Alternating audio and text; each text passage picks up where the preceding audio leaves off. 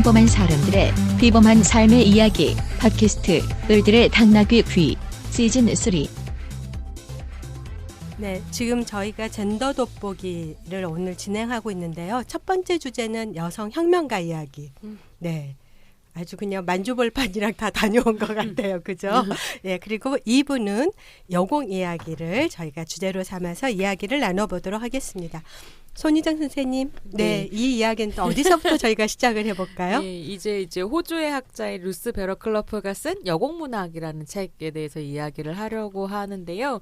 사실은 이제 새 여자에 대해서 이야기를 해달라고 오해진 선생님들 부탁을 드리면서 새 여자만 하긴 좀 아쉬우니까 그럼 최근에 엄청난 화제가 되고 있는 82년생 김지영도 함께 소개를 해달라라고 이제 말씀을 드렸더니 꼭 책을 2권을 하고 싶으면 김지영 말고 여공문학으로 하고 싶다 그러셔가지고요.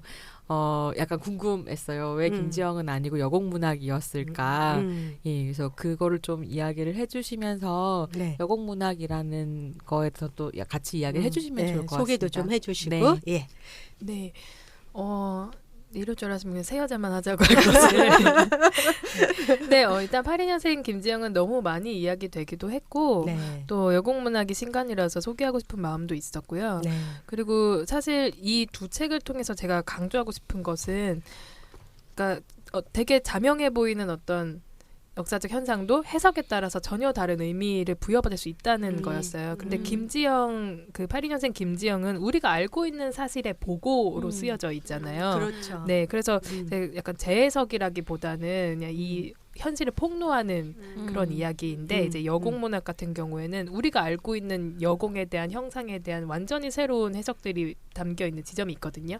그래서 아무래도 그 새 여자와 같이 이야기하기에는 이 여공문학이 좀 더 재밌지 않을까 싶기도 했고 또 이 을당의 청취자들의 어떤 취향 같은 것들을 제가 좀 고려하기도 했는데 맞는 선택이었는지 모르겠어요. 그러니까, 아니 훌륭하십니다. 그러니까 굉장히 좋아하실 수도 있고 싫어하실 수도 있는데 어쨌든 읽어보실만 하고 또 읽어보시면 할 말이 되게 많을 책일 것 같아서 선정을 하게 됐습니다.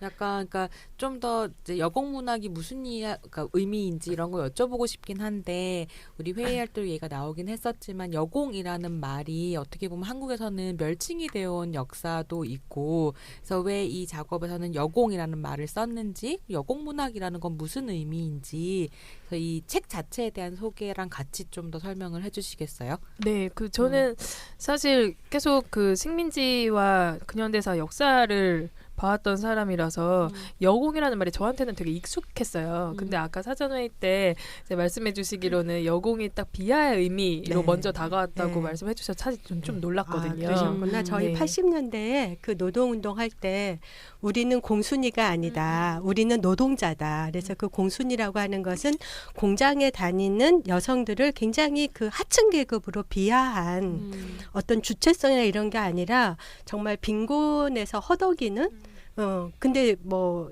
다 아시겠지만 뭐 경제 성장에서 정말 그 여성 노동에 빚진 바가 크지만 실제로는 하층 계급으로 이렇게 함부로 해도 되는 여성 이런 식으로 불리워졌기 때문에 그게 저희들이 노동자 결성할 때 80년도에 우리는 공순이가 아니다 노동자다 어떤 자각된 주체적인 의식을 갖고 있는 이런 뜻으로 노동자성을 획득하기 위한 투쟁들을 했었는데 여기 제목에 여공 이렇게 되어 있으니까 왜 여공이지? 저도 그런 궁금증을 가졌습니다. 네.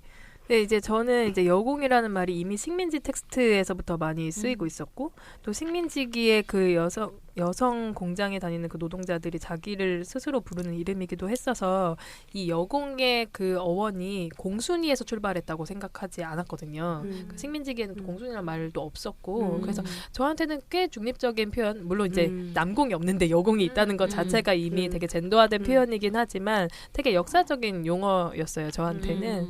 그리고 이제 오히려 제가 이제 초점을 하고 싶은 것은 무엇이 여공문학인가라는 것이었고 사실 그 질문에 대한 대답이죠. 이 책이. 그래서 과연 여공문학은 여공이 나오는 문학인가?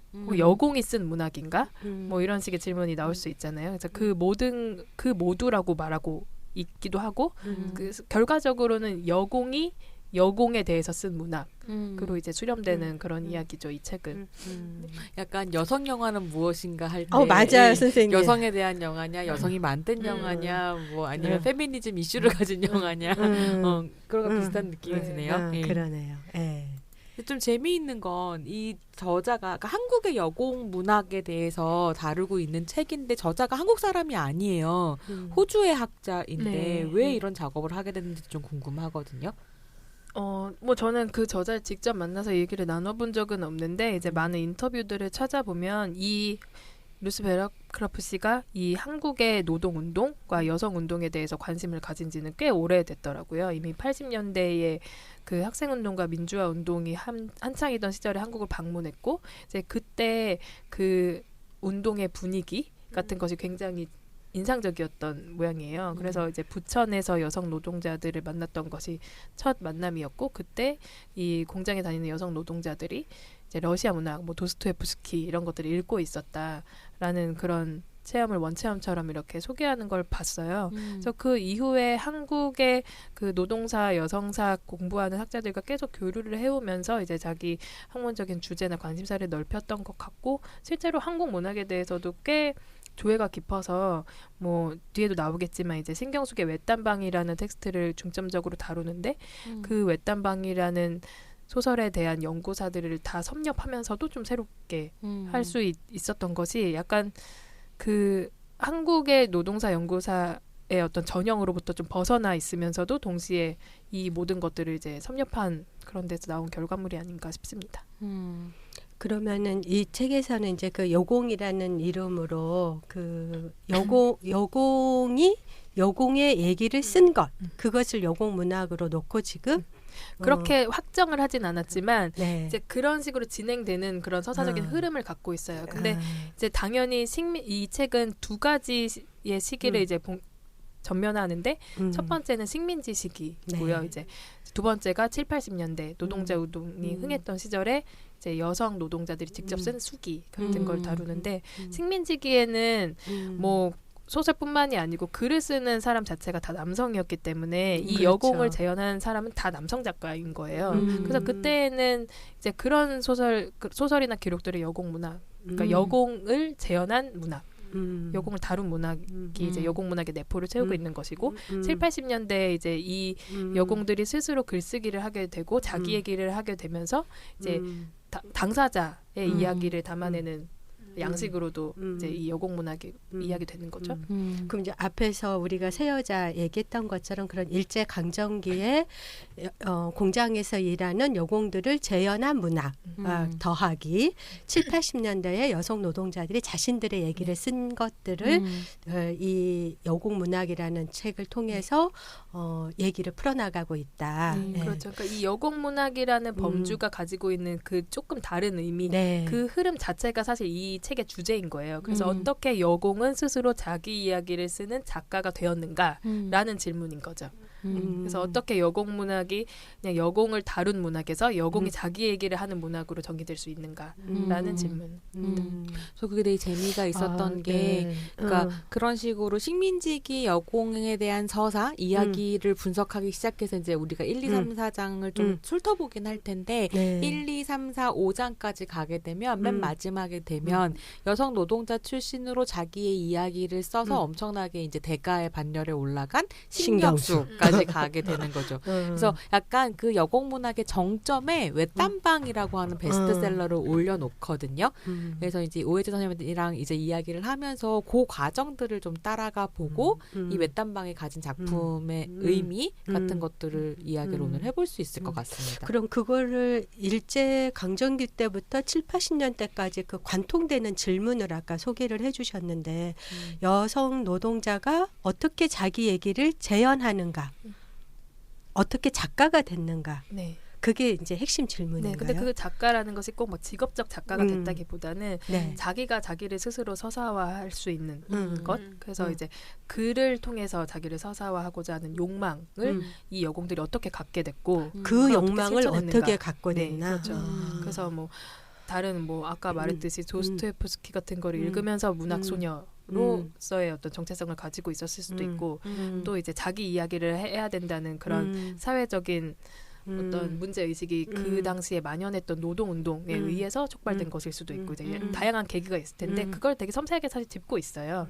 그래서 이 여공들이 이제 일제 시기에는 거의 다 여성들이 문맹이었는데 7, 80년대에는 상황이 다르잖아요. 그렇죠. 네, 그래서 모두 다 글을 읽고 쓸 수 있고 실제로 그 여공 문학이 이제 식민지기에는 그냥 남성 작가가 지식인 독자를 위해 쓴 거였다면 이 7, 80년대의 여공 문학은 여성 노동자 스스로 이제 여성들이 읽게끔 하는 그런 타겟팅을 하기도 했고 그리고 이제 그것이 이제 90년대 여성 문학의 어떤 밑바탕이 되기도 했어서 이제 좀 다른 흐름이지만 그것이 갖는 문화적 함의는 되게 공통되면서도 이제 좀 다양하게 펼쳐질 수 있는 거라서 그런 이야기를 좀 할 수 있을 것 같습니다. 근데 이제 좀 의미심장한 것은 이제 결국에 신경숙의 외딴방 이야기로 끝난다고 했지만 그래서 여성 노동자가 어떻게 작가가 되는가라는 질문이라고는 했지만 결국에 신경숙도 여성 노동자라는 정체성을 벗어나서만 그 얘기를 할 수 있었다는 거예요.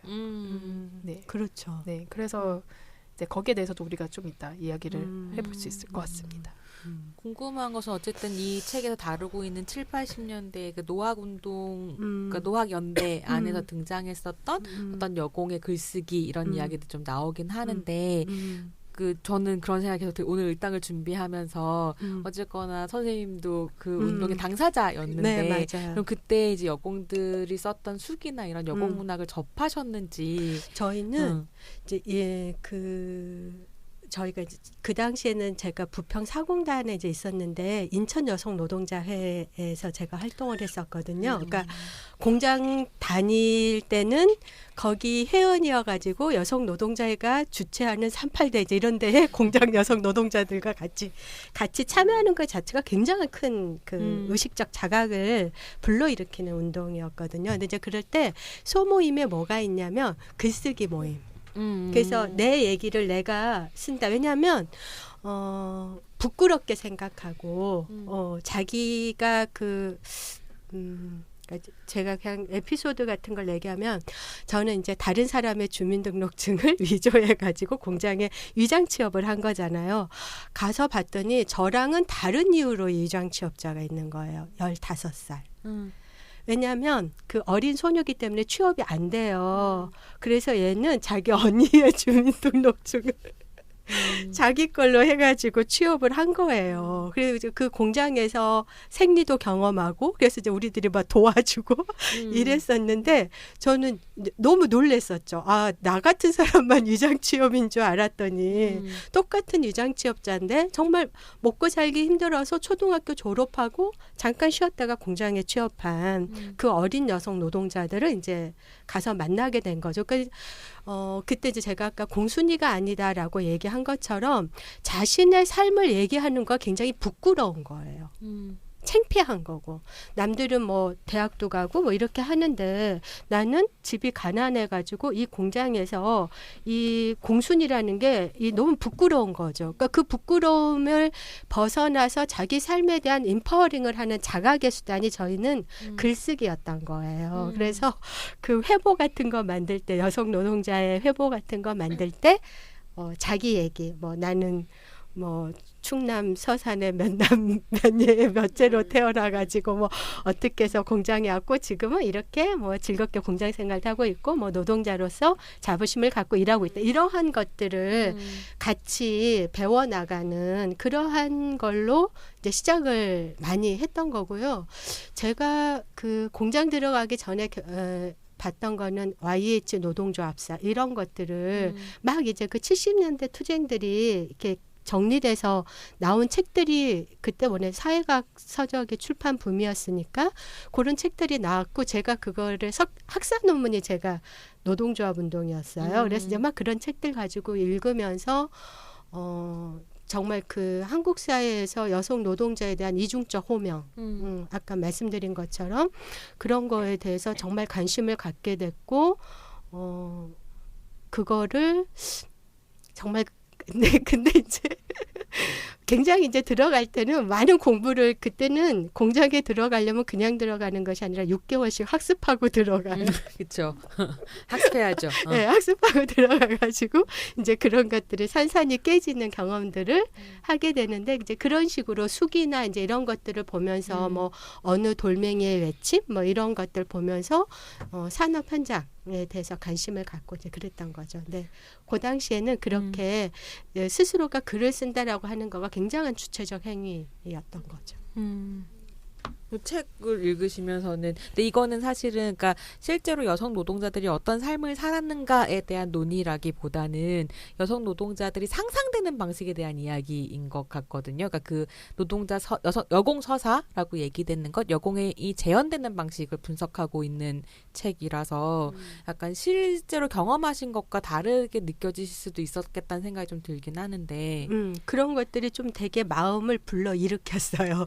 그 재현되는 방식에서 물론 이제 여기에서 그런 섹슈얼리티 문제라든가 뭐 이따가 이제 소개되겠지만 그 식민지 시대 때 노동운동에서 얼마나 여성들이 그런 성희롱이나 이러한 것에 노출되어 있고 그걸 기재로 해서 여성 노동자들을 그 분할 지배하고 착취하고 파업을 무력화시키고 이러한 것들이 이제 막 여기에서 나오긴 하지만 그런 것뿐만이 아니라 거기서 저는 앞에서 그 소개했던 저와 또 다른 의미에서 위장 취업했던 그 친구를 보면서 제가 가서 보면서 느꼈던 거는 너무 나보다 훌륭한 거예요. 이 여성 노동자들이. 정말 그 제가 첫 월급 받은 게 12만 원이었고 방세가 5만 원이었거든요.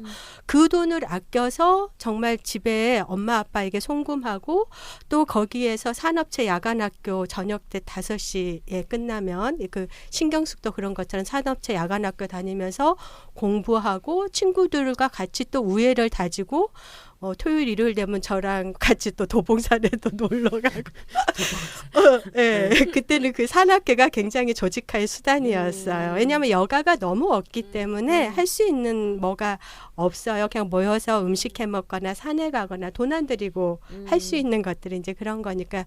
근데 그런 데서 정말 자기 삶에 대해서 그런 그 사회적 시선은 그러하지만 어떻게든 자기 삶을 잘 살아내겠다라고 하는 주체적 역동성들을 저는 봤거든요.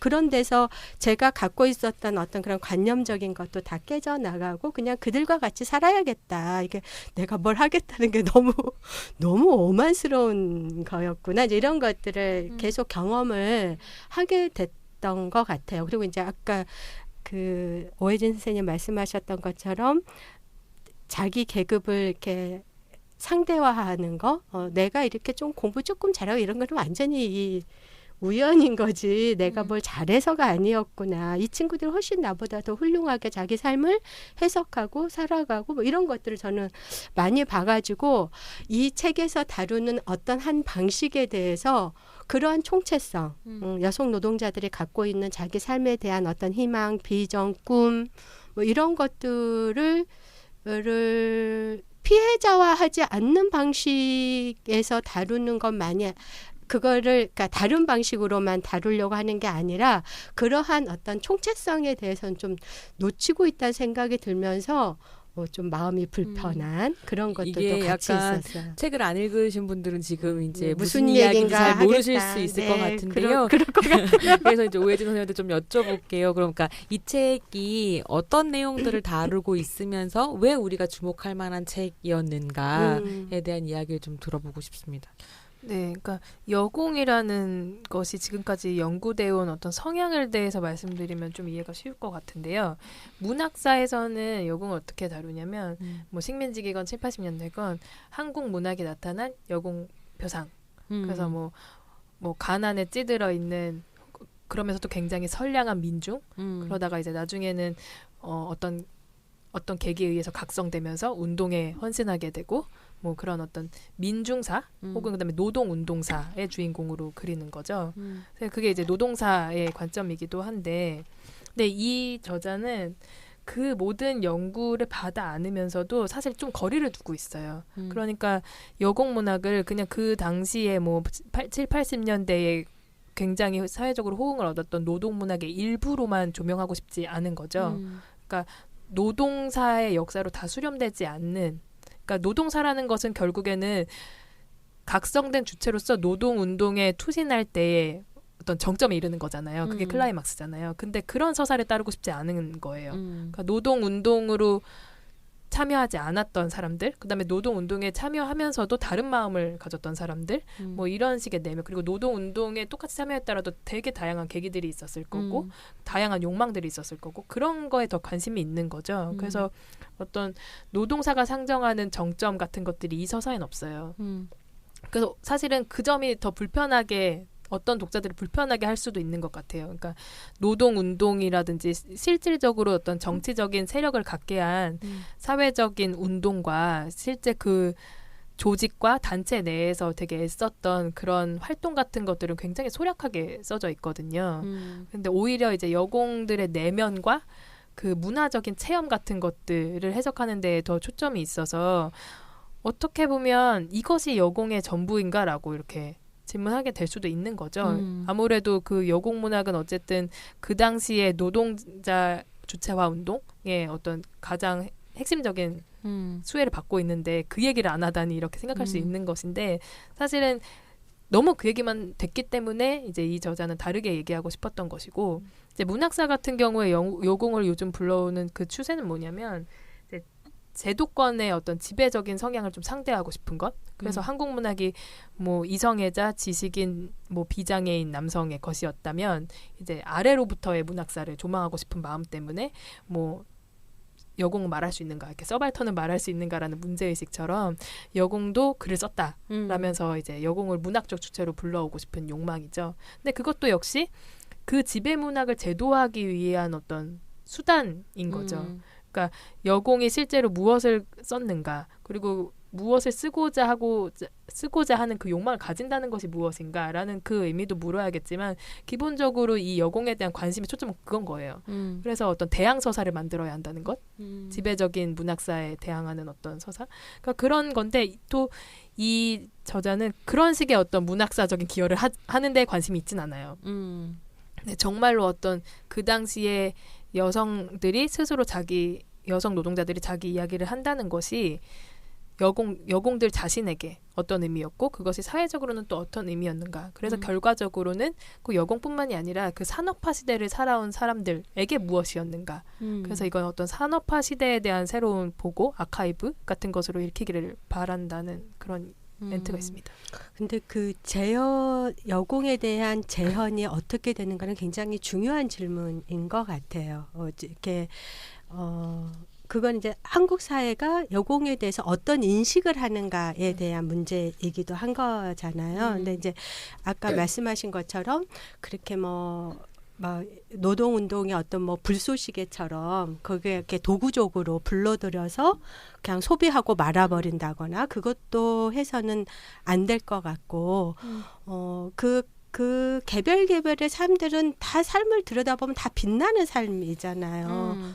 다 애쓰는 삶이고 자기 삶에서. 근데 이제 그런 것들을 어떤 프레임에, 고정된 프레임에 갇혀가지고 그냥 찍어내듯이 인식하는 거, 동일한 인식으로 그 고정된 이미지를 갖게 하는 거가 사실은 그 실체를 더 가리는 거잖아요. 그래서 그런 측면에서 봤을 때 저는 이제 좀 더 총체성을 담아냈으면 좋겠다라는 생각은 있었지만, 또 이제 그런 식으로 어떤 운동의 도구적으로 해석되는 그런 것의 반대편에서 그 여성 노동자들의 어떤 삶이나 욕망이나 어떤 선택이나 이런 것들이 어떤 식으로 재현되는지 그 재현을 분석해 보는 것, 그거는 굉장히 유의미한 거고, 별로 그러한 연구책은 그 아까 말씀드린 그 1970년 여공들의 반역사, 제가 읽은 책으로는 그거 하나 있었고 이번이 두 번째 책인 것 같아요. 그러니까 그러한 연구가 실제로 없기 때문에 굉장히 소중하다라고 생각을 했었고, 저는 도리어 이걸 왜 외국 사람이 했지? 우리나라 연구자가 했으면 훨씬 더 다양하게 다양하게가 아니라 더 깊이 있게 좀 할 수 있지 않았을까라는 아쉬움이 저는 좀 있었어요. 우리나라 사람이 한다고 해서 더 깊이 있을 거라고 생각하진 않고요. 아, 그런가요? 국적이 중요한 것 같지는 않고요. 또 그리고 사실 많이 해왔죠. 이 책 자체가 국내 학자들과의 교류의 산물이기도 해요. 그래서 이 역자인 김원 선생님도 되게 오랫동안 여공 연구를 해오신 분이고 뭐 노지생 선생님도 그렇고 근데 사실 뭐 국적이 어떤 사태를 더 깊이 볼 수 있는 것 있다고 이렇게 결정한다기보다는 약간 관심사나 관점 같은 것이 다른 거죠. 그래서 저는 김원 선생님 작업도 그 1970년대 여공들 반역사도 그때까지 나온 연구를 또 상대하면서 갱신한 지점이 있다고 생각하고 이 책은 또 그 책이 있었기 때문에 나올 수 있는 책이기도 한 거죠. 네. 그래서 책 이야기들을 좀 본격적으로 해보면 좋을 것 같긴 한데, 네, 네. 그러니까 어떻게 보면 여공이던 어떤 존재가 재현된다고 하는 것은 사실 다양한 가능성들이나 이런 것들을 탈각시켜서 어떤 이미지를 딱 만들어내는 것이고 네. 그렇기 때문에 그것을 비판하고 비평하는 이런 여공문학 같은 작업들이 저는 오히려 그러니까 여공의 다양한 얼굴들을 드러낼 수 있게 해준다는 생각은 좀 했었거든요. 그러니까 계속 오해진 선생님이 강조하고 있는 것처럼 그러니까 기존의 연구로부터 거리를 둔다라는 것은 기존의 연구가 포착하지 못한 점을 또 그렇죠. 얘기하기 때문에 어떤 건 얘기 못하지만 어떤 건 얘기할 수 있게 되는 그러니까 그런 가치 안에서 좀 이 책을 더 얘기해 볼 수 있을 네. 것 같아요. 네. 네, 그래서 이 책에 대해서 이제 좀 얘기를 드려야 또 청취자들이 들어보고 난 이 책이 읽고 싶다 네. 하실 것 같은데요. 네. 책을 보니까 그러니까 여공이란 단어 자체가 범주가 이제 아까 오해진 선생님 얘기하셨던 것처럼 식민지기에 나온 건 것 같아요. 그래서 네. 1919년에 처음 신문에 여공이라는 이제 단어가 등장했다라고 설명하고 계신데요. 거기서부터 여공 문학을 추적하고 있는 건가요?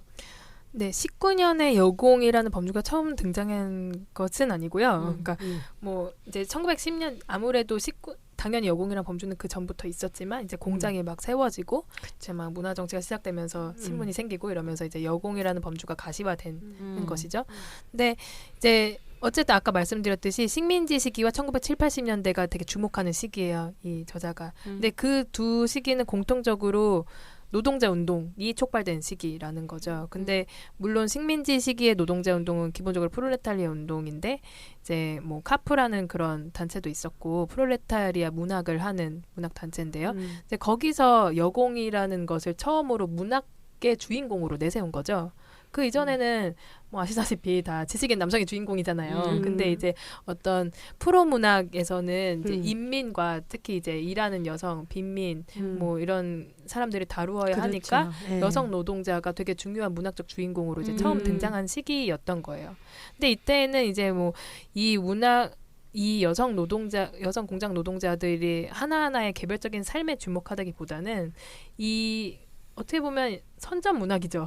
이 프롤레타리아 문화 운동을 통해서 이 노동 운동을 좀 더 대중화시키기 위해서 그래서 상당히 순환사를 강조하는 거예요. 얼마나 비극적인 대우를 받고 있는가 이 여성 노동자들이. 그래서 굉장히 가난한 거, 찢어질 듯한 가난, 그다음에 그 공장 관리자의 성희롱, 그다음에 뭐 임금도 제대로 안 주고 뭐 이런 식의 어떤 순환사를 강조함으로써 되게 자극적인 서사로 이제 재현하는 거죠. 그래서 이제 그 보는 이로 하여금 아 민중이 이렇게까지 비참한 생활을 하고 있구나 하면서 이제 바로 운동에 투신할 수 있게끔 하는 그런 것이죠. 그래서 이제 여공이 처음 문학의 주인공으로 등장했다는 것에는 의미가 있지만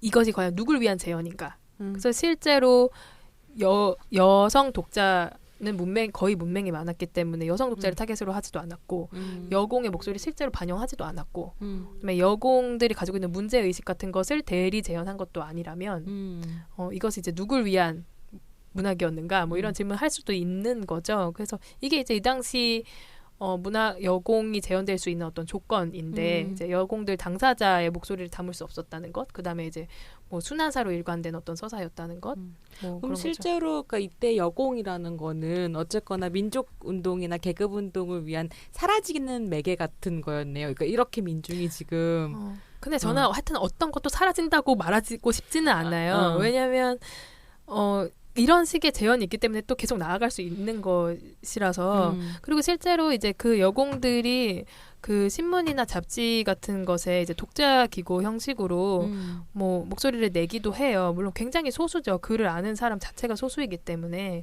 이제 어쨌든 그 목소리와 그 내용이 굉장히 막 그냥 자신의 체험을 약간 순환 서사로 기입하는 그런 정도에 머물렀다 하더라도 목소리 냈다는 것 자체 되게 중요하고 네, 그래서 그것이 비록 그 당시에 노동운동에 소비된 측면이 있다 하더라도 그 목소리 냈다는 사실 자체는 없어지지 않는 거기 때문에 그때는 또 그게 굉장히 획기적인 역사적 장면인 거죠. 그 경성 고무공장 파업이 1923년에 있고 앞에서 이제 얘기했던 그 평양 고무공장이 1930년인데 하여간 이제 그때 고무신을 많이 신었기 때문에 이 고무공장 산업이 활발했던 건데 보면은 여성 노동자의 임금이 그 일본 남성 노동자 임금의 4분의 1. 지금 우리가 말하면은 남성 정규직에 여성 비정규직이 4분의 1 정도 되나? 뭐 그렇거든요. 38% 우리가 얘기할 때. 네. 그쵸. 예. 그러니까 이제 4분의 1이고 항상 그런 성희롱. 한국 남성들의 임금의 2분의 1이었다고 얘기를 하더라고요. 네. 예. 그래서 그 뭐였죠? 그 고무공장의 민요가 뭐였죠? 좀 소개를 해드려도 제가 좀 말씀을 드릴게요. 이게 제목이 고무공장 큰아기라는 신민요라고 하고요.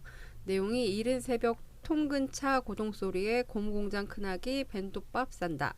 하루 종일 쭈그리고 신발 붙일째 얼굴 예쁜 색시라야 예쁘게 붙인다나 감독 앞에 해죽해죽 아양이 미천 고무공장 큰아기 새로 치마는 감독 날이 사다 준 선물이라나 라는 내용이에요. 감독 나리가 고무신을 사다 준 거예요? 세루치마. 세루치마. 세루치마. 그리고 뭐 얼굴이 이쁜 여자여야지 뭐 이쁘게 붙인다라 뭐 이제 이런 식으로 하면서 이제 있었던 건데 약간 지금 오혜진 선생님 말씀하신 대로 그런 현실을 이제 있는 건데 그 현실에 대한 재현의 방식이라는 게 말씀하신 대로 그 이렇게 하나의 방식으로만 좀 되면서 그런 다양한 모습을 이제 드러내지 못했던 거 뭐 이런 거에 대한 얘기를 하시는 거 아닌가 생각이 그러니까 들어요. 이걸 읽어보니까 그런 네. 부분 나오던데 어쨌거나 그 20, 30년대에 여공들이 파업을 하는데 성희롱이 되게 중요한 쟁점이었다 그러고 그러면서 이제 러스 베러클러프가 그렇게 평가를 하는 것이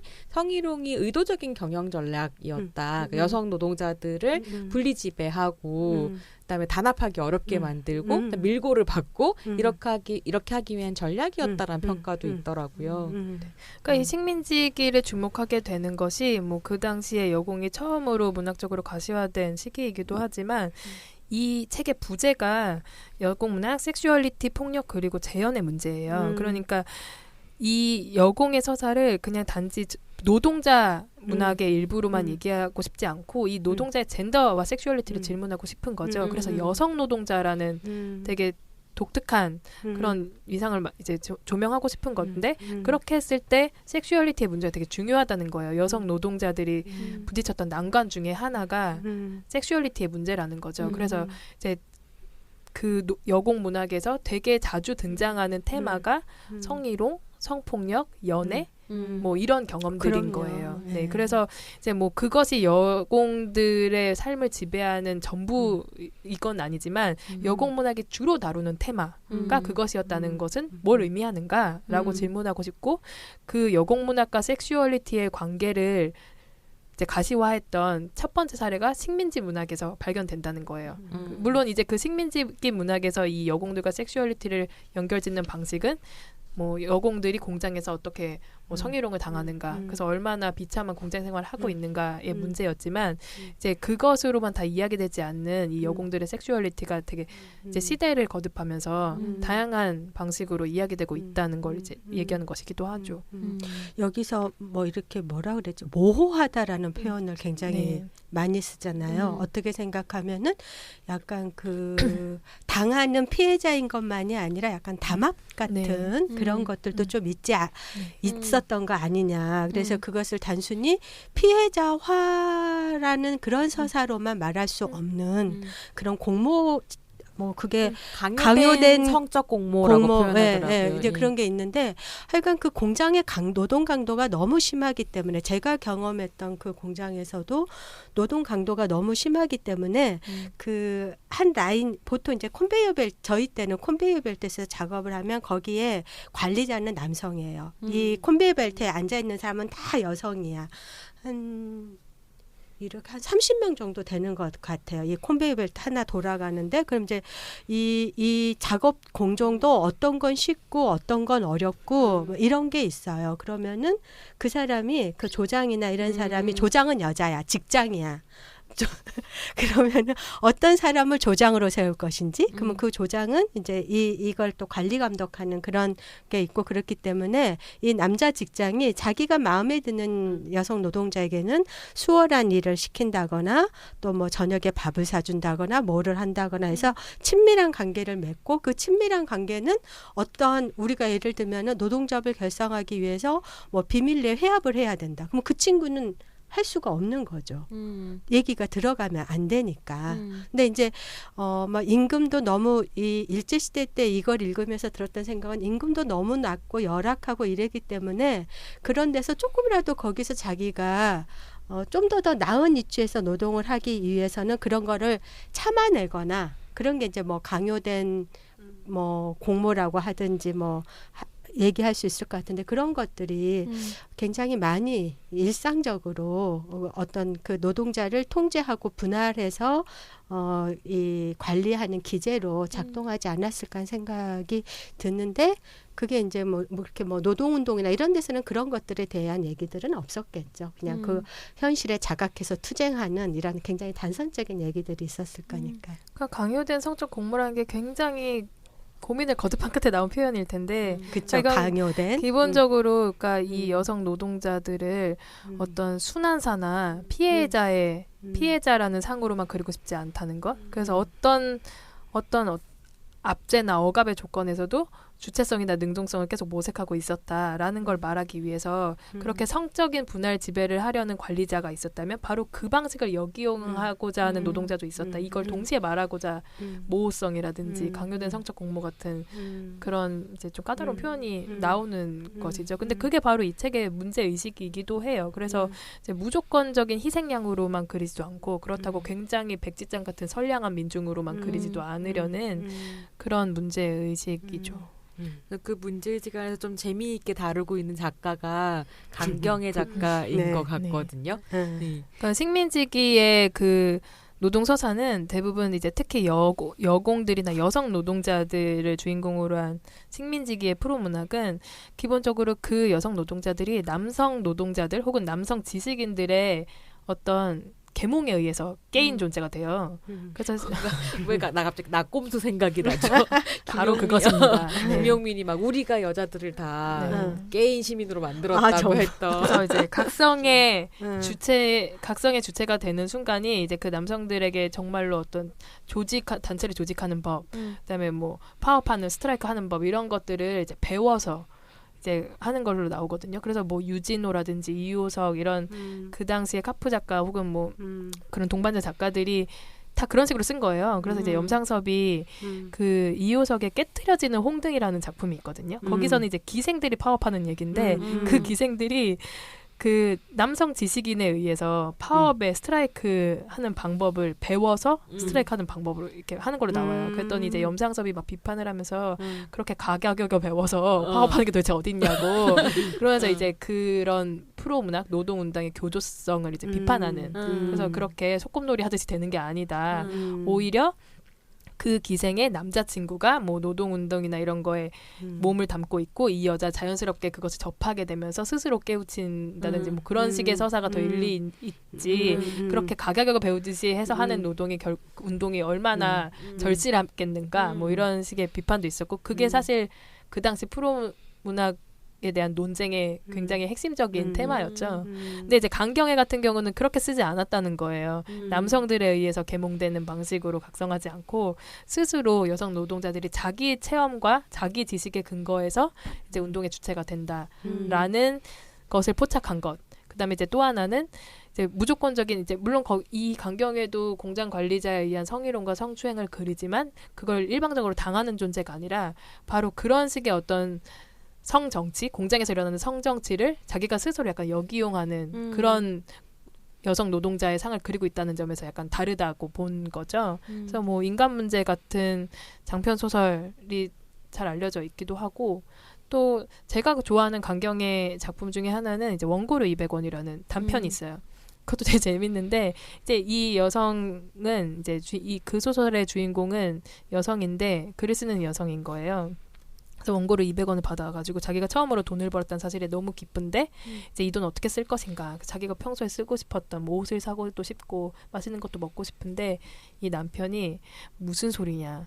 이 혁명운동에 보태야지. 그래서 굉장히 혼내고 막 뺨을 맞고 이래요.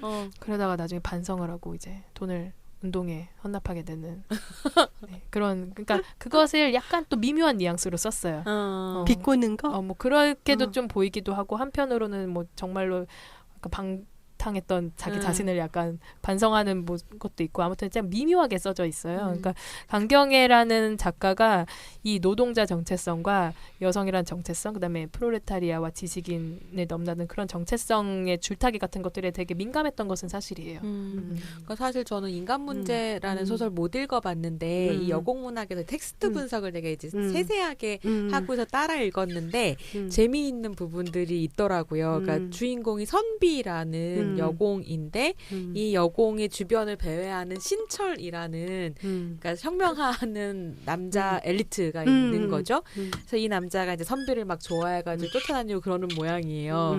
근데 재미있는 건 중간에 이 신철이 전향을 해버리는 거죠.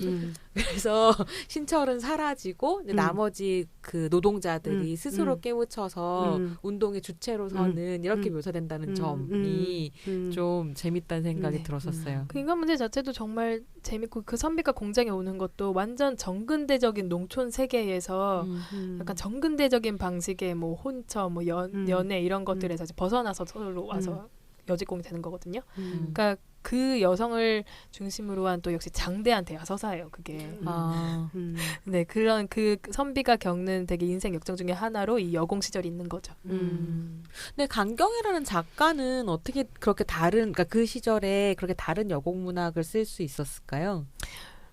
이제 그건 해석의 문제인데 이제 다른 걸 썼다고 보는 것이 해석의 관점인 거죠. 이 저자의. 근데 또 어떤 부분에 강경애가 그 당시 그 문학장이 남성 중심의 문학장이 되게 잘 적응했다고 보는 그런 해석도 있고요. 또 근데 아무래도 강경애의 그 남편도 사회주의자였고 또 강경애가 간도로 넘어가면서 이제 한반도의 정세와 조금 거리를 둘 수 있어서 비교적 이제 문학적 자유를 누릴 수 있는 것도 있었고 그리고 실제 이제 프롤레타리아의 삶과 뭐 지식인으로서의 삶을 스스로 오가기도 했고 네 그래서 좀 독특한 이력의 작가인데 사실 문학적 완성도가 그 당시 여성 작가들에서 좀 굉장히 높은 편, 완성도 있는 작품을 써낸 편으로 평가되고는 하죠.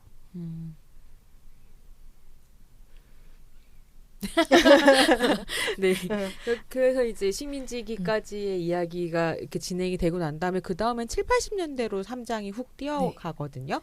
네. 네. 그러니까 그 강경애가 이제 주목했던 점은 이 공장 노동자들이 단순히 그냥 정말 가난해서 돈을 벌기 위해 투신한 것만이 아니고 이 여성들이 뭔가 아는 여성인 거예요. 신여성이거든요. 그래서 이제 자기 인생을 타개하고자 하는 어떤 한 창구로서 이제 공장 취업을 택했고 이제 거기서 이제 파업도 도모할 수 있고 뭐 그런 식의 어떤 알미 되게 중요해요.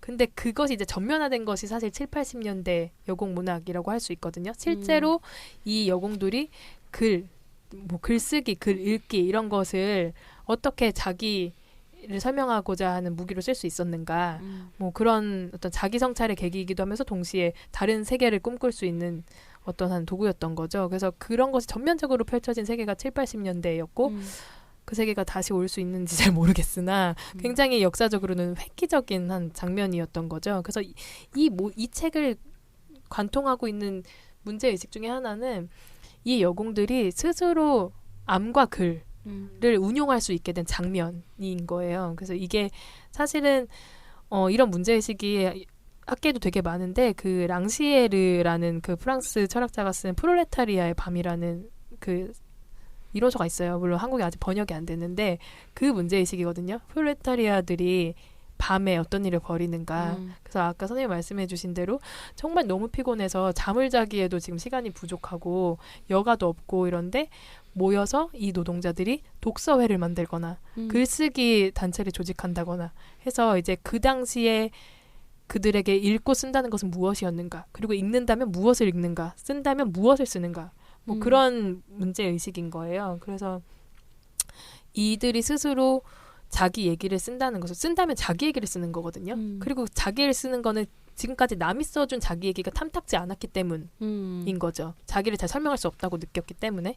그래서 이제 자기 얘기를 쓰게 되는데 그것이 자기한테도 의미가 있지만 사실 문학사적으로 노동사적으로 굉장히 다른 장면을 만들어내는 원초적인 체험이었다는 거예요. 그래서 그 프롤레타리아의 밤의 문제의식을 사실 이 책은 계승하고 있죠. 그래서 7, 80년대에 그 노동자들이 엄청나게 읽고 쓰고 또 대중독자조차도 그 책들을 즐겨 읽고 그런 말하자면 어떤 벨 에포크 같은 시기 그것의 함의 같은 거를 보자는 게 이제 이 뒷부분의 문제의식인 거죠.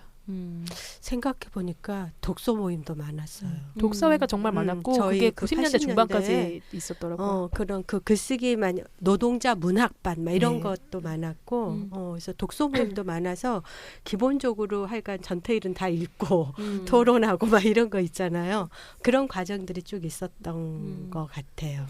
그러니까 여기서도 다루고 있는 되게 중요한 사건 중에 하나는 어쨌든 전태일이라는 사건인데 그러니까 노동자이면서도 엄청나게 많은 글을 쓴 사람으로 남겨져 있는 그러니까 그 책을 읽고 글을 쓴다는 게 과연 정말로 어떤 의미인가에 대한 문제의식이 계속 붙어 있는 것 같거든요.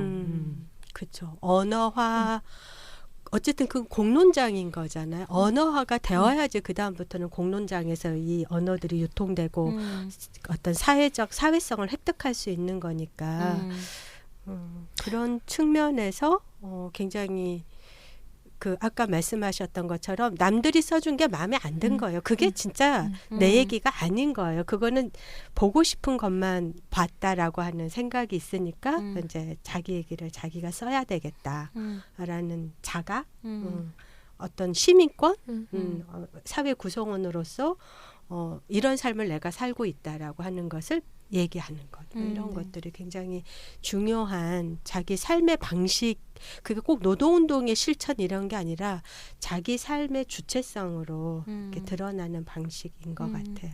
그럼 그래서 실제로 그렇게 그러니까 남이 그려온 나의 모습이 탐탁지 않았다라는 어떤 그러니까 아주 자각적인 문제의식이 아니었다고 하더라도 그런 식의 이제 마음을 가지고 그럼 여공문학을 시작한 작가들이 있었을 거잖아요. 네. 그래서 그 7, 80년대 그 작가들이 그려낸 여공의 모습은 좀 달랐던 건가요?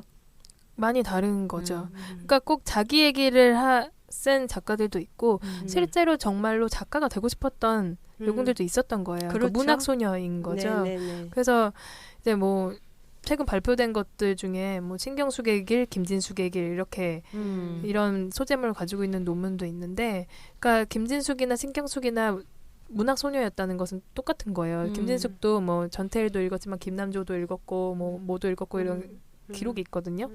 근데 뭐 석정남이나 뭐 이런 수기에도 보면 이제 돼지와 별이라는 그런 코멘트가 있어요. 그러니까 뭐 세계 빛나는 어떤 세계 문학 작가들을 보면 그들은 마치 하늘에 떠 있는 별 같다. 근데 나는 왜 이렇게 그냥 먹고 살기에 급급해서 이런 돼지처럼 살고 있는가. 그러면서 계속 그렇게 계급차와 동시에 왜 나는 문학적인 글을 쓸 수 없는가. 그러니까 사실 계속 쓰고 있는데 문학적인 글을 쓸 수 없는가라는 문제의식을 갖고 있고, 전태일조차도 그렇게 많은 글을 써놓고도 대학생 친구 한 명 있었으면 좋겠다고 얘기했잖아요. 그러니까 어떤 그 당시에 어떤 지식과 문학이 가지고 있는 위계 같은 것을 계속 부러워하면서 동시에 도전하면서 그 위계와 전혀 상관없는 자기 재현을 계속 시도해 왔던 거죠.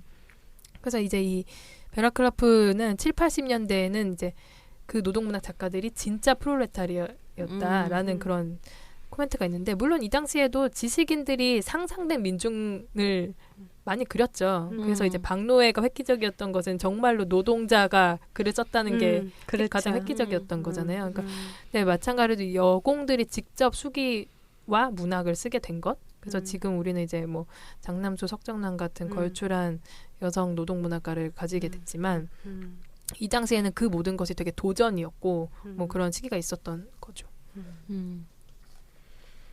그래서 선생님 좀 읽어보신 것 중에 기억에 남는 거 있을 때 그때 뭐 어떤 책들 읽으셨어요? 독서 모임 이런 거 할 때.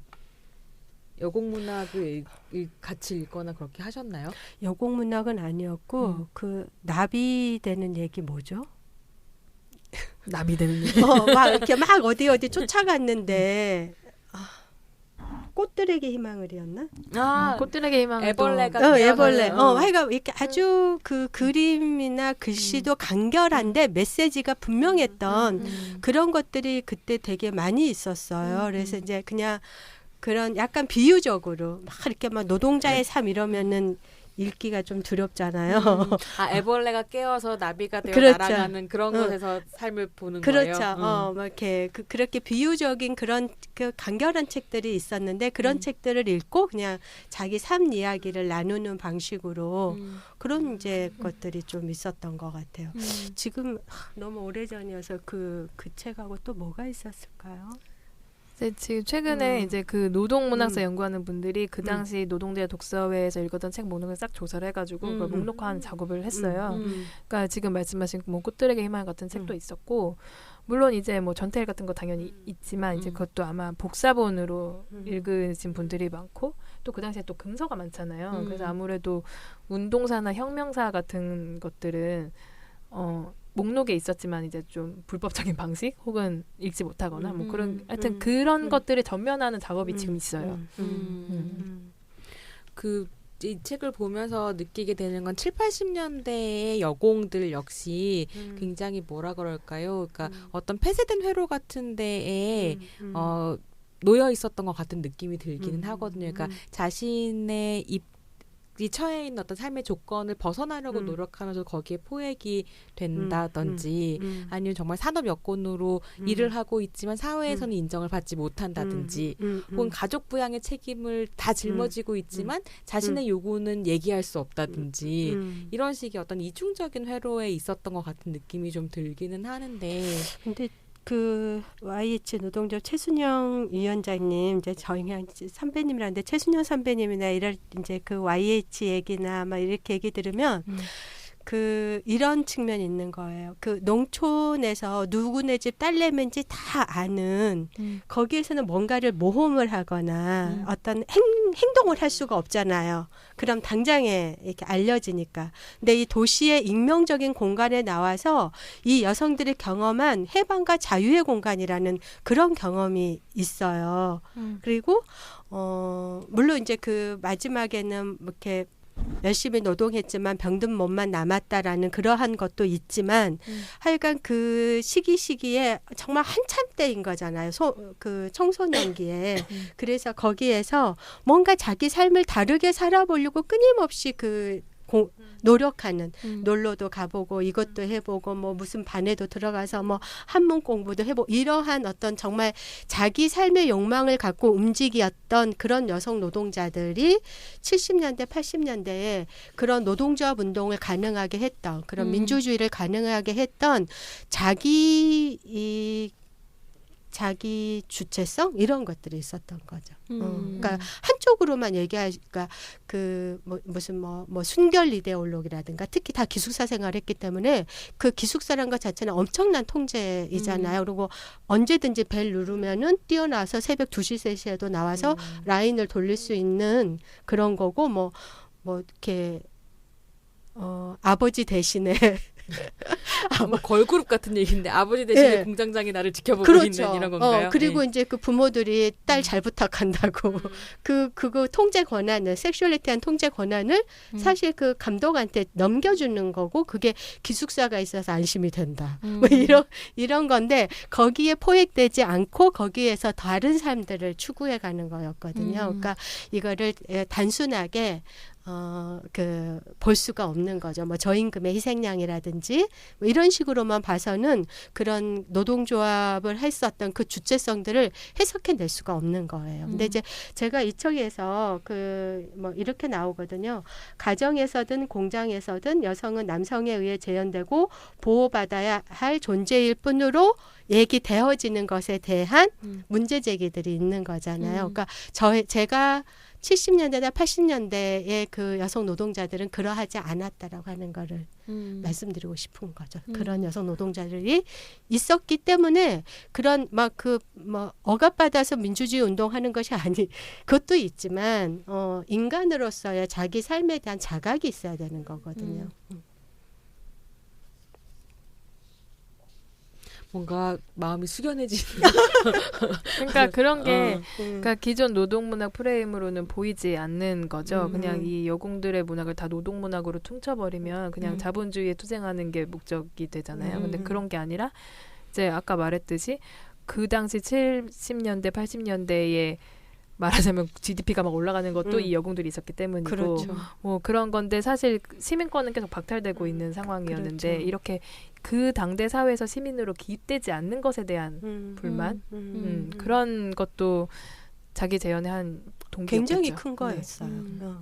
그래서 아까 선생님 뭐 순결 이데올로기 이런 이야기도 하셨지만 실제로 그래서 여공문학이라는 이 작업에서 되게 이제 주목하고 있는 것은 그 여공들이 그 섹슈얼리티라고 하는 것을 어떻게 그러니까 섹슈얼리티가 어떻게 만나고 이 사회가 생각하는 여공에게 더 씌워져 있는 음란함이라고 하는 그 왜곡된 섹슈얼리티하고 또 어떻게 싸우고 싶어 했는가 이런 것들 좀 얘기하는 부분들이 있는 것 같거든요. 그렇죠. 그러니까 여공들에 맞아요. 대해서 기본적으로 가지고 있는 통념이라는 게 그러니까 하층 여성 그리고 가부장의 보호 아래 있지 않은 여성. 그러니까 자기 가부장 아래 가부장의 보호를 받지 않는 여성은 음란한 여성. 그래서 집 밖에 나온 여성들은 항상 그런 혐의에 시달리잖아요. 그러니까 그런 계급, 젠더에 포획된 존재로서 여공을 보는 시선이 강하다 보니까 사실은 거기에 저항하면서 또 한편으로는 그 시선을 역이용하면서 자기 재현을 계속 시도하게 되는 거죠. 그래서 때로는 여성의 연약한 모습, 그다음에 순종적인 모습 이런 것들을 이 노동자들이 스스로 자기를 재현하는 데 쓰이기도 하지만 동시에 그렇지만 않다라고 얘기도 하고 그런 모순적이면서도 이렇게 복합적인 목소리들이 여공문학에 담겨 있는 거죠. 그래서 의미가 있는 것 같아요.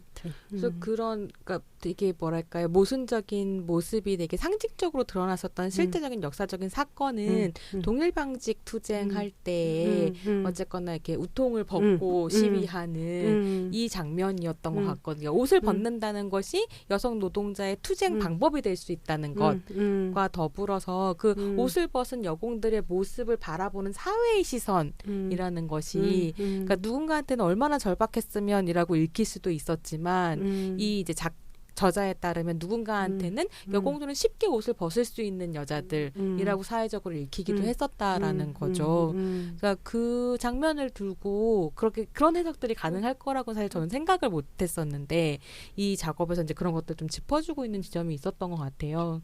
그러니까 그 당시에 또 그 노동자들의 단체 행동이라는 것은 항상 반공주의랑 만나게 되잖아요. 그러니까 우리 그냥 아무것도 아닌 순수한 인간이다. 어떤 그런 무슨 뭐 주체사기나 이런 데 경도되지 않은 그냥 한 인간이다라는 그런 표지 때문에 이제 우통을 벗은 것일 텐데 그것이 바로 여공의 섹슈얼리티에 대한 통념과 만나면서 완전히 다른 의미로 읽힐 수 있었다는 것. 네, 흥미로운 지적이죠. 그래서 이게 한편으로는 그 여성의 계급 섹슈얼리티가 늘 붙어 있는 거잖아요. 그래서 말하자면 이 사회가 말하는 그 여성다움이라고 하는 어떤 우아함은 중산층 여성에게나 가능한 것이고 여공들에게는 그것을 그러니까 이 사회가 허락하지 않는 이런 모순 같은 것들. 그렇죠. 그런 상황에서 이 여공이 그렇다면 정치적 언어로 선택할 수 있는 건 무엇인가? 그다음에 그런 선택할 수 있는 언어 혹은 행동 같은 자원할 수 있는 저항의 양식 같은 것들을 개발하는 데에 뭐 나체 시위도 있고 글쓰기도 있고 뭐 여러 가지가 있는 거죠.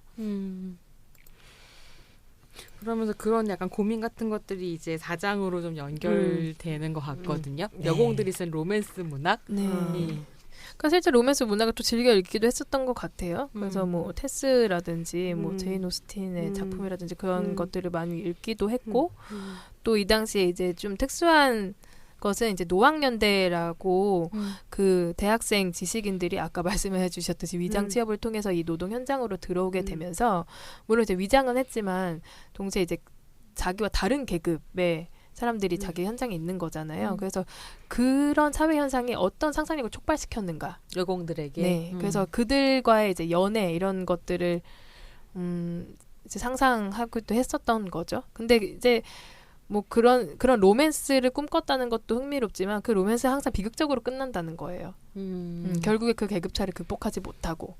그래서 물론 그건 이제 뭐 지식인 남성이 자기랑 전혀 다른 세계에 사는 사람이라는 것을 이제 실감하게 된 후로 이제 스스로 여공들이 이제 그 관계를 끊는 그런 서사도 있고 아니면은 뭐 그 지식인 남성 대학생이 이렇게 뭐 변절을 한다거나 뭐 그런 서사도 있고 뭐 있지만 어쨌든 그 로맨스라는 양식이 이 여공들의 어떤 욕망을 담아낼 수 있었는가 그런 문제의식이죠. 근데 그 로맨스 문학이 그러면 어떤 식으로 쓰여져 가지고 유통이 된 건가요? 그러니까 로맨스 문학이라고 딱 썼다기보다는 이 여공들이 자기 재현을 하면서 뭐 대학생과 뭐 영화를 보러 간다든지 혹은 밥을 먹는다든지 해서 이렇게 오고 가는 것. 그리고 이제 사실 저는 이 로맨스 서사에 대해서 이 저자가 내린 진단 중에 좀 흥미로운 것이 그런 장면들이 서로 이 지식인도 그렇고 이 대학생도 그렇고 이 여공도 그렇고 서로 다른 자기와 다른 계급에 대한 호기심과 알을 주고받을 수 있는 기회였다는 것. 그게 좀 중요한 지적이라고 생각되거든요. 그래서 그 노왕연대 자체를 역사적으로 어떻게 평가할 것인가를 벗어나서 사실은 자기와 다른 계급의 삶에 대해서 엿볼 수 있는 아주 작고 중요한 그런 통로였던 거죠. 그런 것이 있었다는 것이 이 여공문학을 통해서 이렇게 기입되어 있는 것. 그게 좀 중요한 것 같아요. 그런 로맨스에 대한 상상력.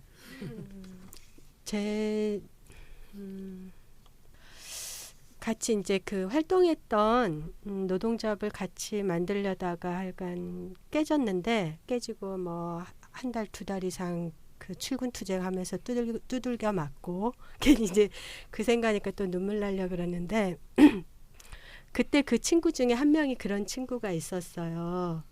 이제 그 친구는 산업체 야간학교를 다니는데 굉장히 건강한 친구였어요. 매우 건강한.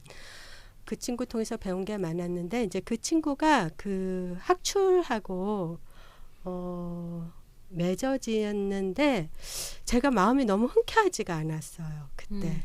근데 이제 그때는 어쨌든지 그 소조 모임이라고 해가지고 방이 금방 털리면은 바로 구속이 되고 그러면 그게 하나의 조직 사건으로 엮어져서 감옥을 가야 되는 그러한 시기였기 때문에 그 보안이나 이런 게 굉장히 중요하니까 누가 이런 거를 막 알리거나 이러지 않거든요. 그러면 이제 저 같은 경우에도 그 파업을 만들기 위해서 이렇게 3명, 4명씩 되는 모임을 몇 개를 이렇게 하는 거예요. 이제 그런 거니까 굉장히 아끼는 후배인 거죠. 말하자면 정말 여성 노동자로서. 근데 이제 그 친구가 그런 선택을 했을 때 마음이 너무 흔쾌하지가 않고 그 축하를 못 해주겠는 거예요. 그게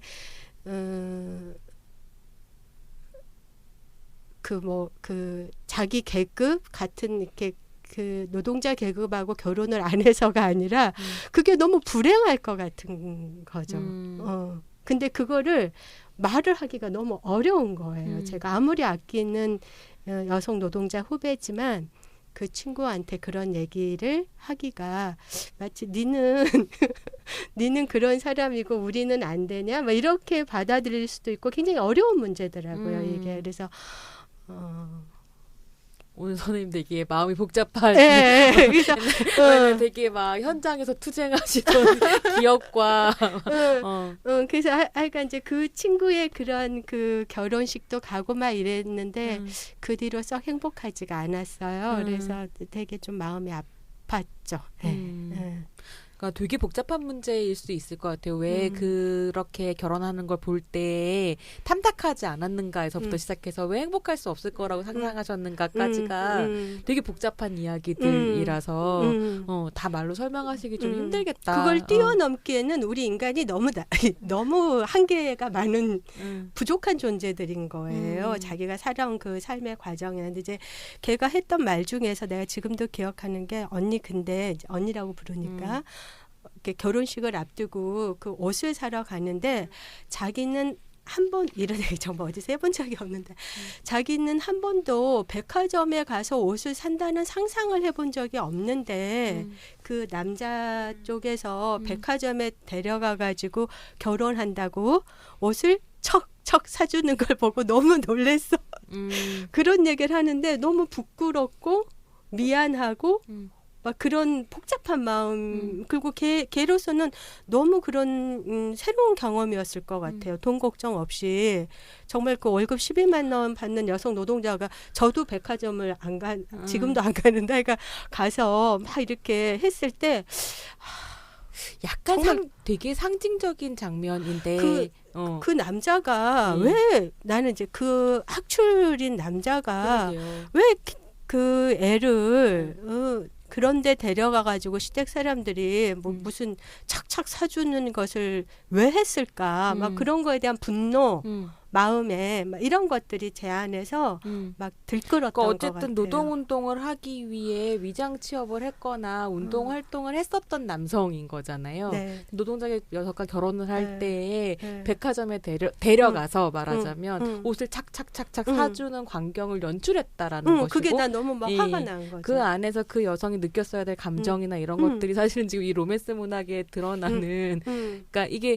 약간 전 재미있었던 것은 어쨌든 7, 80년대에 여성들이 그러니까 여공문학을 썼을 때 자기의 경험과 생각과 감정이나 이런 걸 반영할 수 있는 되게 자전적인 작업들이 많았다라고 이 작업을 그러니까 이 여공문학이라는 책이 설명을 하고 있고 그랬을 때 그 로맨스는 늘 실패로 끝났었다는 거잖아요. 근데 그게 어떤 현실적인 장면이랑 만나는 느낌이 그래서 저는 실제, 되게 불편했던 것 같아요. 책을 읽을 때 그런 것들이 막 제 안에 너무 막 올라오니까 힘들었던 것 같아요. 그러니까 그 실패 이제 이 책의 얘기로 돌아오면 굳이 빨리 돌아가요. 억지로 돌아오면 근데 그 실패의 원인 중에 하나가 이 여공의 섹슈얼리티를 둘러싼 사회적 통념과 자기 검열 때문이라는 거예요. 그래서 이제 뭐 여성스러움 같은 것에 대한 어떤 규범 같은 것들 있잖아요. 그런 데에서 끊임없이 이제 그 여공이 자기 인식을 할 때 두 축이 있었던 거예요. 여대생과 이제 성판매 여성. 그래서 끊임없이 대학생은 모방의 대상이 되고 이제 성판매 여성과는 거리를 두고 싶은 그런 식의 제안들이 자주 발견된다는 거예요. 그래서 왜 난 여대생이 될 수 없을까라고 얘기하면서도 여대생처럼 이렇게 꾸미고 싶어하고 동시에 이제 또 거리의 여성처럼 보이고 싶지는 않으니까 또 이제 성판매 여성에 대해서는 침묵하거나 뭐 그런 게 애써 구분하려는 그런 의지 같은 것들이 보인다는 것이고 바로 그런 어떤 사회적 시선과 자기 검열 속에 이 로맨스 서사가 있다는 거죠. 그래서 그것을 전면한 소설이 신경숙의 외딴방이라는 거예요. 거기에서 이제 희재 언니라는 그 등장인물이 있는데 이 희재 언니는 여공이면서 동시에 이제 그 연애 상대나 연애 내용은 안 나오지만 누군가랑 연애를 한 거예요.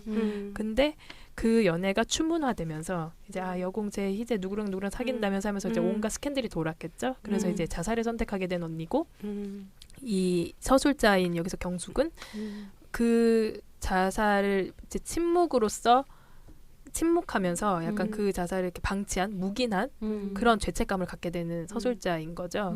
그래서 이 신경숙이라는 작가가 이 외딴방이라는 걸 통해서 얘기하고 싶은 것은 여공의 섹슈얼리티에 대한 어떤 여공에 대한 되게 전형적인 서사들 여공의 섹슈얼리티는 어떨 것이고 연애는 어떨 것이고 이런 것들을 이제 희재 언니라는 말하자면 이제 유령이죠. 이제 죽은 사람이니까 그 희재 언니의 영혼과 이제 대화하는 장면이 있거든요. 약간 그 부분 되게 고딕 소설 같은데 경숙이 그 희재 언니의 영혼과 대화하게 됨으로써 이제 그 전형적인 서사들이 희재 언니를 설명할 수 없다는 것 그리고 그 당시에 자기가 아무것도 할 수 없었다는 것 그리고 그 이야기를 지금 내가 그 여공이라는 정체성에서 벗어나서 작가가 된 지금에서야 할 수 있는 것에 대한 양가적인 감정 이런 것들을 이제 서사화한 것이죠. 그래서 이게 노동문학 최후의 걸작이면서 동시에 노동문학과 단절하는 순간이라는 거예요. 어떤 그 노동자에 대한 통념을 모두 승인하면서 동시에 거절했던 그런 장면들을 이제 기입하고 있으니까. 그러니까 이 저자가 그 신경숙의 작업에 주목을 하는 되게 중요한 이유 중에 하나는 어쨌거나 신경숙이 16살부터 19살까지 여공의 삶을 살았고 거기로부터 벗어난 작가라는 거죠. 이제는 베스트셀러 작가로서 주목을 받고 있고 그래서 되게 재미있고 인상적인 것은 왜 신경숙이 이 소설을 쓰게 됐는가를 분석하는 부분이었던 것 같거든요. 그러니까 소설에도 나오는 장면이긴 한데 그러니까 그러니까 작가로서 이름을 날리면서 이제 신문에도 등장하고 이러니까 여공 시절에 친구였던 사람들이 신경수한테 연락을 하기 시작하는 거예요. 그래서 뭐 네가 내가 아는 경숙이 맞니? 이러고 연락을 하는데 어느 날 한 친구가 근데 전화가 와서 하는 말이 네가 쓴 소설들을 열심히 읽었다. 우리 얘기가 있을까 싶어서 읽었는데 없다. 연하한 얘기도 있고 대학 간 얘기도 있는데 우리랑 같이 야학을 했던 그러니까 그 학교에 다녔던 기록은 없더라. 그래서 그거를 고민하다가 도망치려고 했으나 결국 못 도망쳐서 쓴 게 외딴방. 자기의 여공이었던 그 정체성을 전면적으로 드러나는 외딴방이라는 소설이었고 근데 이제 거기서 루스 베러클로프가 얘기하는 되게 재미있는 게 결국 근데 주목할 건 뭐냐면 그 외딴방이라는 그러니까 여공의 기억을 가지고 쓴 그 소설로 결국 신경숙은 거장의 반열에 올라섰다라는 거죠. 그래서 이제 그게 되게 상징적이라고 이야기를 하더라고요. 그러면서 저는 사실은 지금 생각해보면 결과적으로는 신경숙 자기의 경험일 수도 있고 픽션일 수도 있지만 그 여공 정체성을 되게 대변하는 다른 존재였던 다른 자였을 수도 있겠다고 생각하는데 희재를 죽여버리잖아요. 정말로 그 여성이 죽었는지 안 죽었는지 우리는 알 수 없지만 모델이 있어요. 역사적인 모델이. 실제로 돌아가신 분이 계신 건가요? 네네. 이 책에도 나오지만 그래서 그러니까 그렇게 죽어버린 역사로 묻어서 넘기면서 사실은 여공문학의 마지막 작품이 돼버렸나 이런 생각을 좀 했거든요. 그러니까 계속 그 신경숙이 너 우리 얘기는 쓰지 않더라라는 질문을 받는 것은 사실 힐난이자 질책이거든요. 그러니까 너가 작가가 되는 데 있어서 이 여공 출신이라는 정체성이 방해가 될까봐 밝히지 않는다는 거고 실제로 그랬겠죠. 그리고 또 굉장히 아픈 기억이기도 하고 그래서 이제 그런 게 문학적인 것으로 생각되지 않았던 건데 이제 그것을 문학이 될 수 있다고 기입한 어떤 의의는 분명히 있는 것 같아요. 그 소설이. 근데 역시 거기서도 결국에 초점이 어디 있느냐의 문제겠죠. 그러니까 희재 언니 같은 사람은 그 당시에 이렇게 성애화된 여성성을 강요받으면서 동시에 여성 규범을 지킬 것을 요구받았던 그런 되게 역설적인 형상으로서 여공의 형상으로서 존재했는데 그게 지금까지의 그 여공에 대한 뭔가 주류 서사들은 설명하지 못하는 것이니까 그 전형화된 서사를 벗어나서 어떤 여공의 새로운 삶을 얘기하고 싶기도 했고 동시에 그것을 지켜볼 수밖에 없었던 그 죽음을 묵인했던 자기 자신에 대한 변명도 하고 싶은 거죠. 근데 이제 뭐 최근의 판단은 어쨌든 그 신경숙의 알리바이로서의 외딴방이라는 게 굉장히 주목되기도 했죠. 뭐 최근에 표절 사건도 있고 하다 보니까 이것이 이제 말하자면 또 이게 창비에서 나왔거든요. 그래서 어떤 분은 이제 이것이 노동문학의 최후의 걸작인지 아니면 노동문학의 단절인지 이걸 묻는 장면에서 이 노동문학조차도 이제 주류 대중서사의 어떤 한 소재거리로 등장한 그런 것으로 읽히기도 하는데 어쨌든 이 베러클로프가 평가한 그것 중에 보면 이 80년대에 각성한 노동자가 되는 것이 자아의 완성처럼 연결되고 그것이 자아 실현할 수 있는 유일한 방법처럼 상상되던 시절에 그것이 아닌 다른 방법으로 자기를 이야기하려고 했던 노동자들 그것이 글쓰기일 수도 있고 희재 언니는 자살을 택했고요. 그다음에 그것을 이제 트라우마로 가지고 있는다. 이런 것들을 이제 전면적으로 드러내 보였다는 면에서 좀 굉장히 걸작이다라고 평가를 한 거죠. 그렇게 또 해석을 해주니 그런가 보다는. 근데 또 문제점도 있어요. 이 외딴방이 사실은 노동문학 모두가 사실 너무나 계급화된 서사이기도 하고 그래서 우리 모두가 공감할 수 있는 이야기가 아닌데다가 또 이제 90년대에는 그 모든 노동자들 그다음에 민주화 운동, 노동운동 같은 것들을 어느 정도 청산하면서 이제 문화적 자유주의의 시대로 넘어들었기 때문에 사실 낡은 이야기로 치부되는 것도 있었던 거죠. 빨리 청산하고 싶은 이야기. 근데 그 청산의 알리바이를 신경숙이 계속 제공해줬다는 거예요. 우리는 다 말 못할 이유가 있었다. 그리고 지금은 말할 수 있다. 라면서 어떤 결정적인 장면을 연출하게 되면서 이 외딴방은 모두가 불편해하지 불편하지 않게 읽을 수 있는 여공에 대한 대중서사의 상을 만들었다라는 거예요. 뭐 일리 있는 얘기이기도 네, 하죠. 어떻게 보면 어쨌든 더 이상 노동문학이 가능해지지 않아지는 점 혹은 여공문학이 뭐 소통되지 않게 된 점은 그러니까 신경숙이 문을 닫았건 어쨌건 간에 1990년대부터 시작된 어떤 문화의 시대라는 맥락이 있다는 생각이 드는데 되게 재밌었던 게 제가 너무 오랜만에 이제 맷단방을 다시 폈는데 녹음하러 오기 전에 뭐로 시작하냐면 나 어떻게를 듣는 장면으로 시작하는데 그러면서 하는 언급이 처음에 이제 내가 어렸을 때 나 어떻게 들었을 때 깜짝 놀랐었다 이렇게 막 대놓고 자기 나 어떡하냐고 얘기하는 노래를 들은 것도 놀랐다.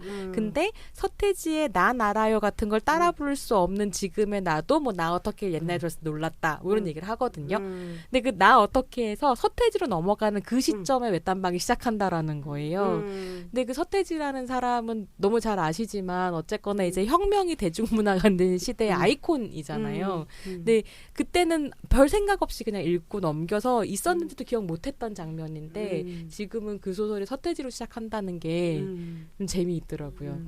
그렇죠. 그래서 이제 창비라는 출판사도 노동문학의 본령인 그런 출판사였는데 이 신경숙의 외딴방을 되게 적극적으로 노동문학이라고 호명했거든요. 근데 이제 그것이 그러면서 동시에 이걸로 엄청난 베스트셀러 반열에 오르면서 어떤 출판 시장을 점령하게 되고 그런 것들이 그런 창비의 변절의 한 지점으로도 읽히기도 해요. 여러 청산의 네. 장면이었던 그러니까 거군요. 이제 이런 모든 노동문학이라든지 어떤 민주주의 감수성, 그다음에 뭐 신분 상승과 계급의 넘나듦의 욕망 같은 것들이 되게 치열하고 비장하면서도 숭고하면서도 뭐 그런 어떤 것이었는데 이게 이제 어떤 문학적 자원이 될 수 있는 시대가 온 거죠.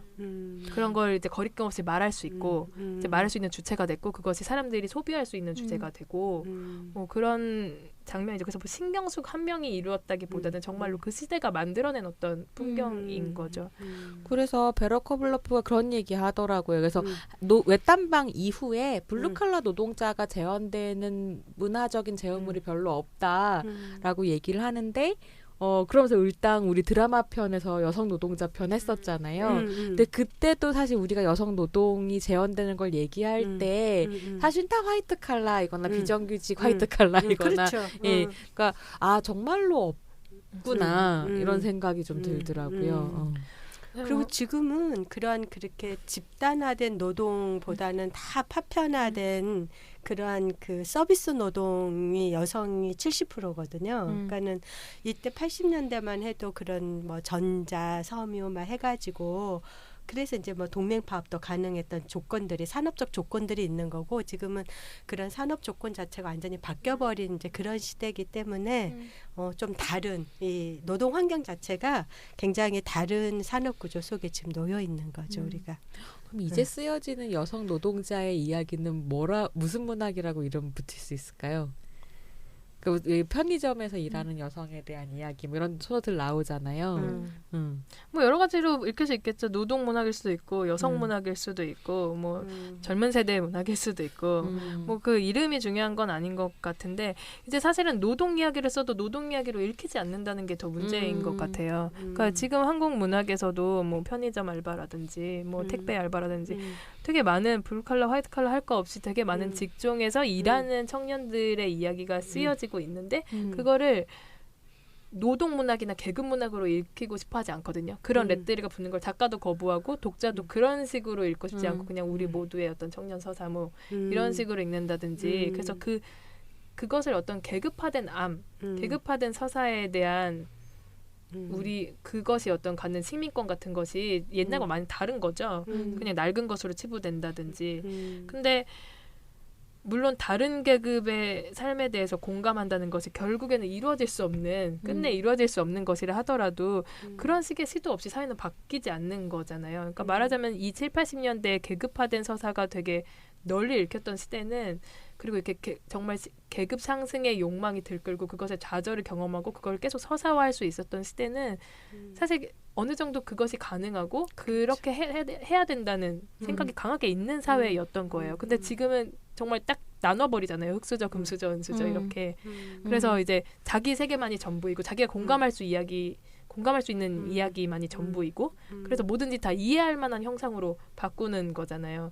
그래서 독립운동가도 생계형 독립운동가로 그리고 친일파도 어쩔 수 없이 먹고 사는 집에 의해서 친일하는 것으로 영화에 그리고 보면 간첩 얘기 그렇게 많이 나오거든요. 난파 간첩들. 근데 요즘에 그 생계형 간첩들이 간첩들이. 그렇게 생계형으로 남한의 시장 자본주의에 물들어가지고 막 그래서 그냥 어떤 내가 알 수 없는 다른 삶이 있다라고 상정한다기보다는 그냥 우리 다 먹고 사는 집에 복무하는 존재야. 그냥 똑같이 평등하고 그냥 경제 동물로서 딱 고정시켜야지만 이해 가능한 어떤 이야기로 바꿔버리는 것.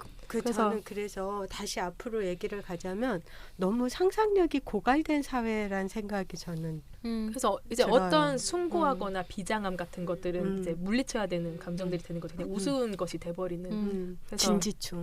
네, 그래서 그런 식의 어떤 사회적 분위기를 이제 좀 염두에 둔다면 이제 여성 혁명가 얘기를 읽는다는 것, 여공 서사를 읽는다는 것이 좀 다른 의미, 다른 삶을 상상할 수 있는 한 가지 통로였으면 좋겠다라는 생각이 들었습니다. 앞에 우리가 일부 마지막에 다른 삶에 대한 상상력을 좀 가져보자라고 했는데 지금 선생님도 그런 얘기를 또 해주시네요. 사실 뭐 오늘 소개했던 루스 베라클러프의 여공문학 같은 경우는 또 사실은 오혜재 선생님이 그 뭐 어떤 몇 가지 아쉬운 점들도 얘기하시려고 준비를 하셨어요. 근데 저희가 녹음 시간이 너무 다 돼가지고 그리고 뭐 임효 선생님도 계속 어떤 아쉬운 점들이 있었다라고 얘기해 주셨는데요. 그런 여러 가지 아쉬움들 위에 놓고 사실은 그래도 한번 읽어보고 얘기 나누고 상상해볼 만한 작업이라는 생각이 들고요. 전 정말 재밌게 읽었어요. 읽기는. 그래서 청취자분들이 오늘 책을 안 읽고 들으셨으면 약간 무슨 얘기인지 혼란스러우셨을 수도 있을 것 같긴 한데 읽고 다시 보시면 여러 가지 퍼즐들이 맞춰질 것 같습니다. 네, 그리고 이제 영화나 드라마 같은 대중서사를 통해 본 이야기와는 또 다르게 이런 학술서 이런 책으로 보는 거 너무 다르거든요. 그러니까 대중서사를 가공된 건 사실 이해할 만한 이야기로 가공하는 작업이기도 한데 또 이제 저는 사실 책을 소재로 이야기하는 것에서 과연 청취자들이 좋아할까라는 그런 걱정이 있었는데 책으로 읽는 건 또 완전히 다른 어떤 깨우침이 있다라는 걸 어필하면서 여백이 얼마나 많은데요. 사실 개인적으로는 새 여자보다는 여공문학이 훨씬 스펙타클하고 재밌었거든요. 근데 뭐 괜히 덧붙였나 이 얘기는? 둘 다 다른 매력입니다. 다른 매력을 한껏 즐겨보시기 바랍니다. 그리고 저는 꼭 마지막에 하고 싶은 게 해방 직후에 그 전국 노동자 평의회라고 전평 활동이 있었는데 제가 이번에 자료조사하면서 그때 그 영등포에 있는 섬유 공장이었나? 거기에 요구 조건에 생리휴가를 5일로 달라. 그리고 그 생리용품으로 솜이나 가재를 무료로 제공해라. 그리고 출산휴가를 4개월을 달라. 이게 획득됐어요.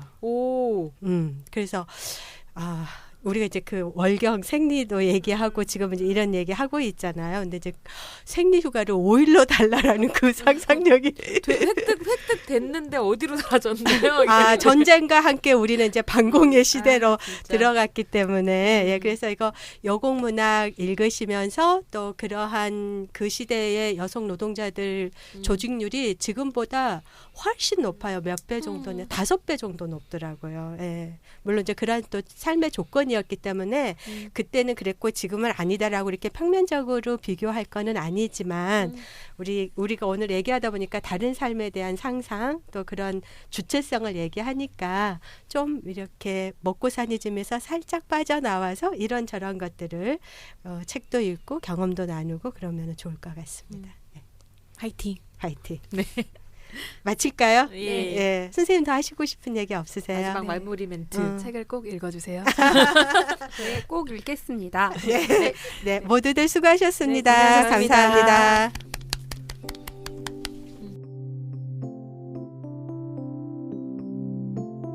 팟캐스트 을들의 당나귀 귀 시즌3는 2017 서울특별시 성평등기금 후원 사업으로 한국여성노동자회에서 제작합니다.